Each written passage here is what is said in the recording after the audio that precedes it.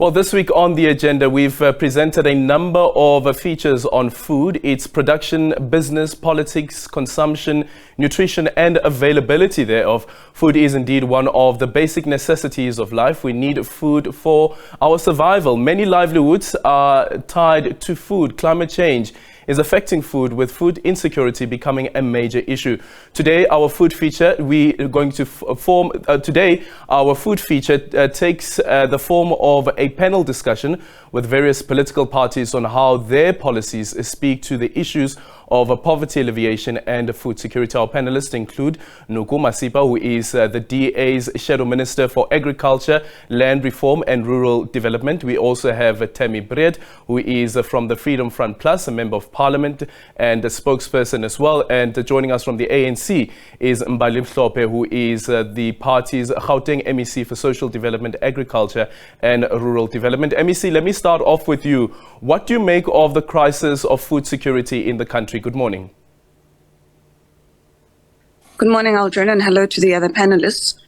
As you correctly indicate, as you know, that we do have an energy crisis compounded by climate change. So the agriculture is one of those sectors that has been hard hit. And in responding to that, our national department has been able to set aside 2.5 billion to ensure that we're able to deal with the energy crisis. And this varies from a number of initiatives that we are assisting farmers with, particularly your commercial farmers, in terms of the provision of solar panels, ensuring that we're able to reduce the diesel prices, because that's a huge cost driver in terms of agriculture. We're also assisting in that regard. But as you know, we have an integrated food security strategy throughout, and that deals with ensuring that even from a household level, we promote agriculture participation and ensuring that people are able to feed themselves, particularly because of the escalating food prices. Okay, and Tammy, just your response as the Freedom Front Plus with regard to some of the interventions that we've seen from a national level when it comes to trying to assist farmers. One of the issues that was raised as well during the height of the invasion of Russia into Ukraine was the issue around making sure that we actually have feed, but also how do we protect the South African consumers from external shock prices that come from invasions such as that of Russia into Ukraine?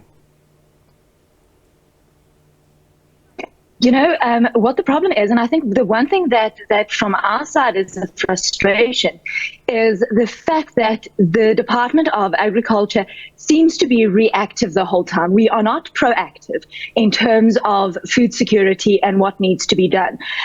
We are continually, when you see with prices, you see the department acting reactive, like with the energy crisis. There was a call out long before we got into the deep midst of the energy crisis, where there was a call from various political parties, the Freedom Front Plus included, that said, for example, your farmers who use pivot irrigation, your broiler chickens and those who have fruits and vegetables in pack houses, we need to look at a solution for that. We need to, raise certain, levels of load shedding for them. And we did not see that until much later.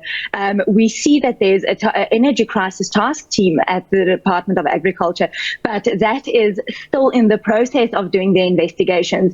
And, so we feel a great sense of frustration that things are reactive and not proactive in this sector. Okay. MEC, back to you. Do you think it is possible to isolate the food producers from the electricity crisis? And speaking about the electricity crisis, let's quickly also touch on the water crisis, because that's another one.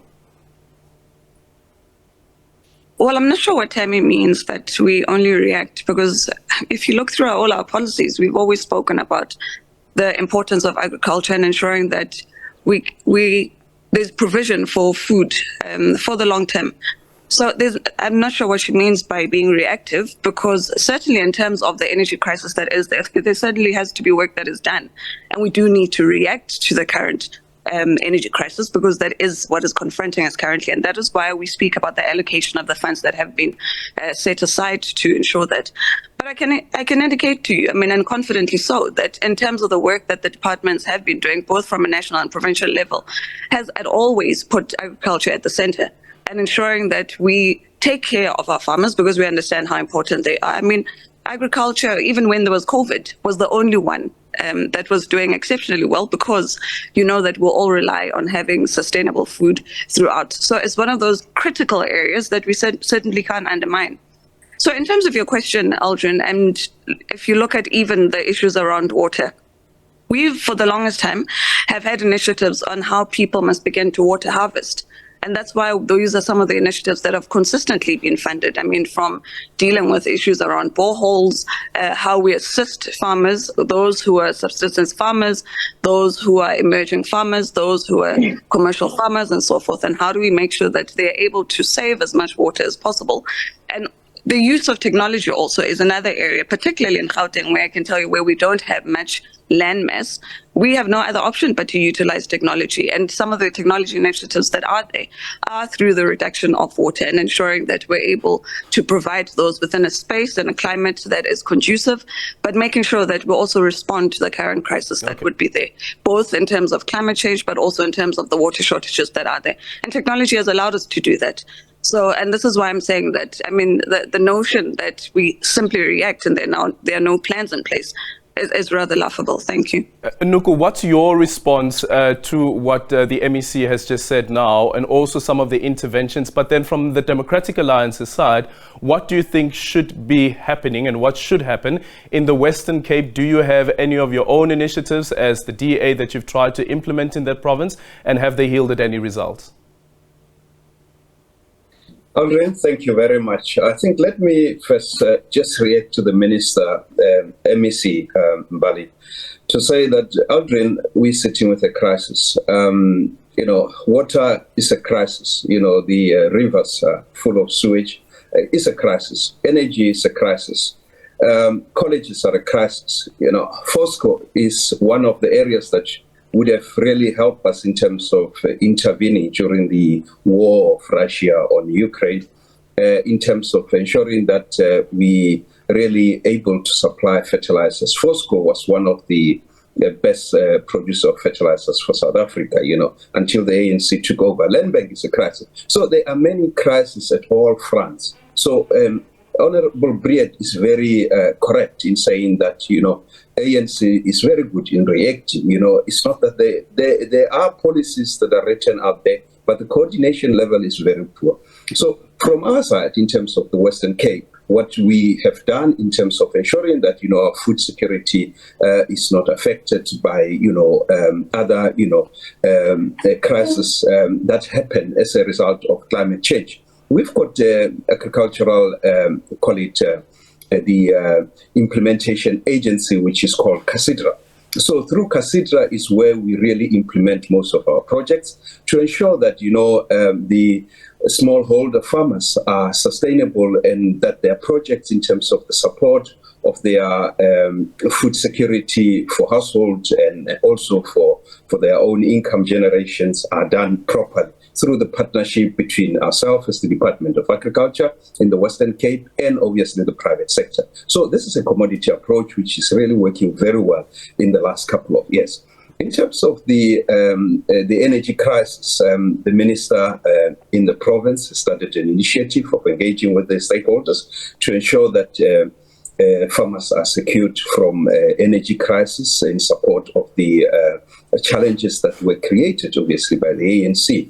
You will remember, Adrian, that 2008, it was highlighted by ESCOM that we need to take care of our ESCOM infrastructure. Otherwise, we're going to plunge into this crisis. We are in crisis because the ANC did not really manage the crisis.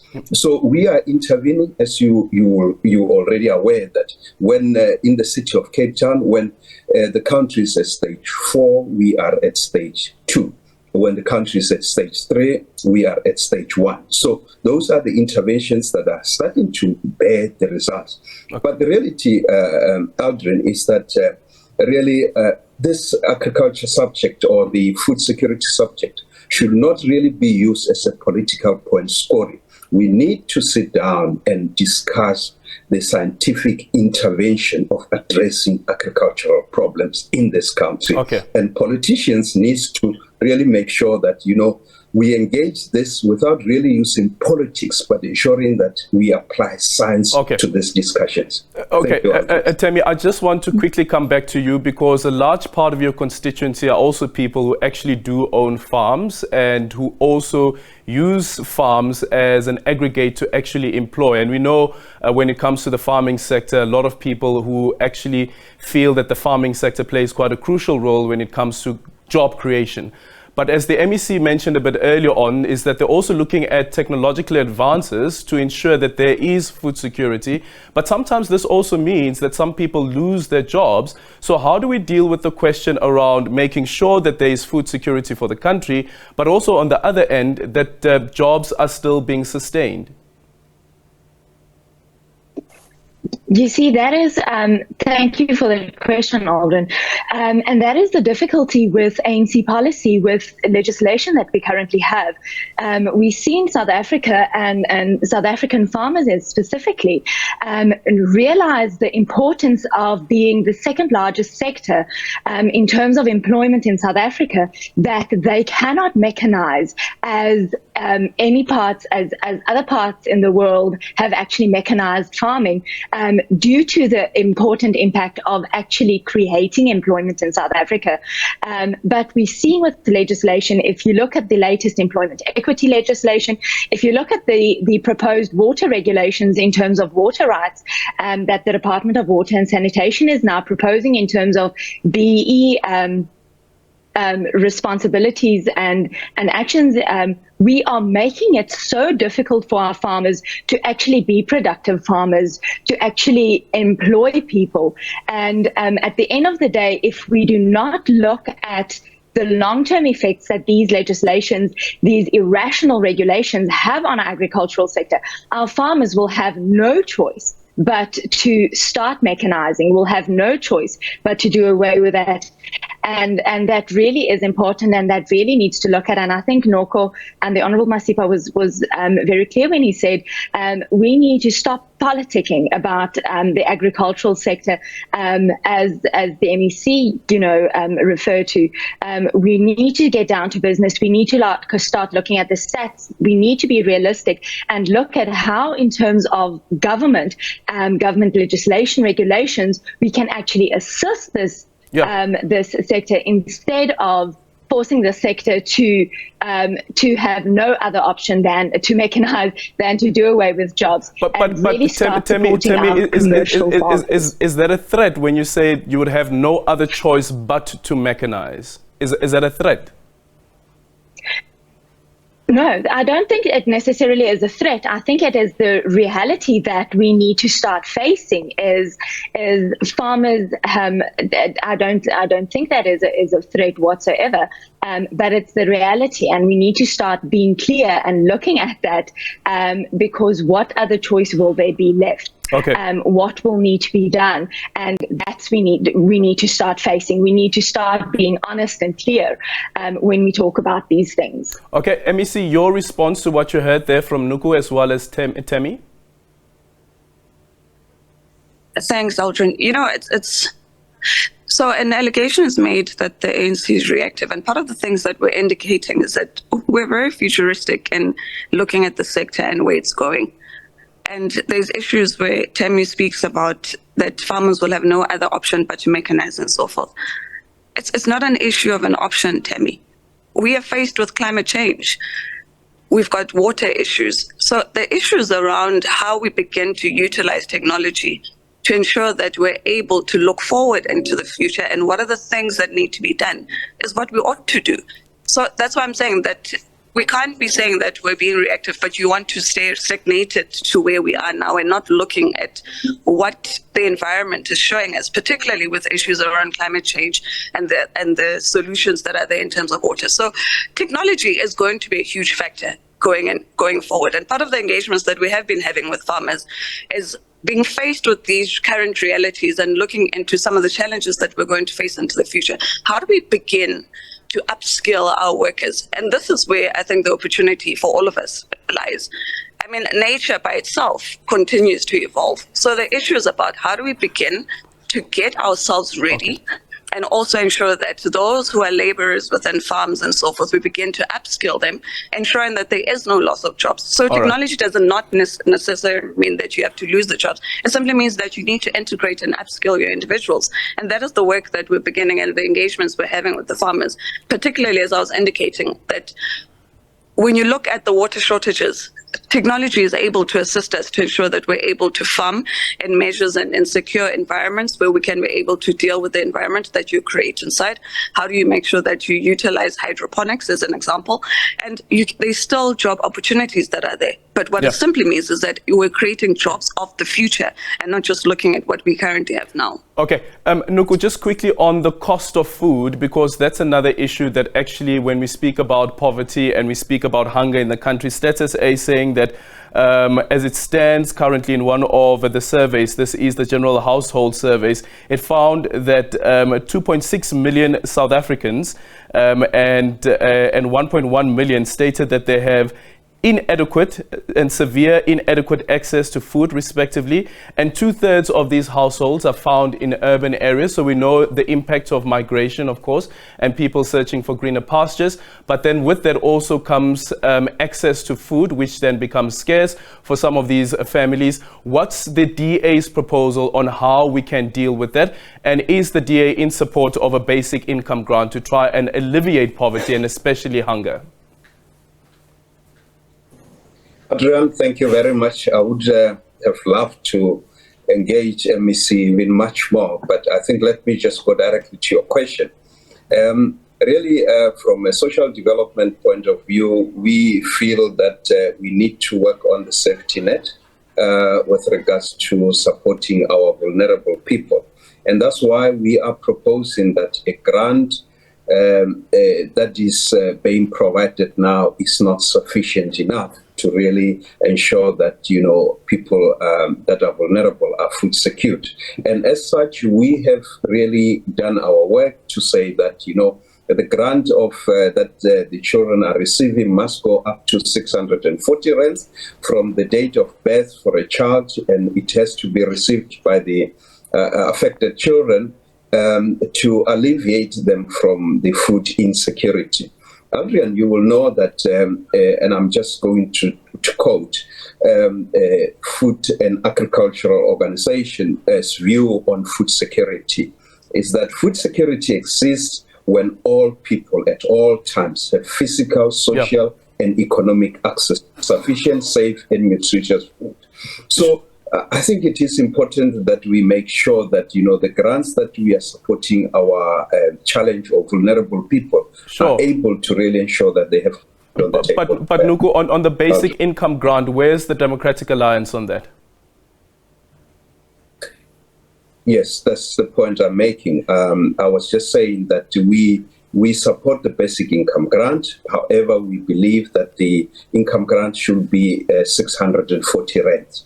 The income grant should be 640 rand, which is just below the poverty line. MEC, just quickly from your end, some of the suggestions that have been put on the table as well, considering South Africa's high rate of stunting, is that poor mothers who don't have access to nutritious foods, that they should be given a grant while they are still pregnant. Where does the ANC stand with regards to this? As you know, our organization has really been in the forefront in terms of how we ensure food security, but also just the sustainability of our population and individuals that are vulnerable and require the assistance. And that's why, if you look into even the post-democracy settings, we've given the most grants to ensure that people are taken care of. So the issue around taking care of our public is not something that's negotiable for us. It's something that we take quite seriously. But I must also indicate that, you know, when you look at an economy that is composed of individuals that are largely poorly educated, highly unemployed, and so forth, we're also looking into skills and how do we ensure that we massify on the provision of skills, even from a social development point of view.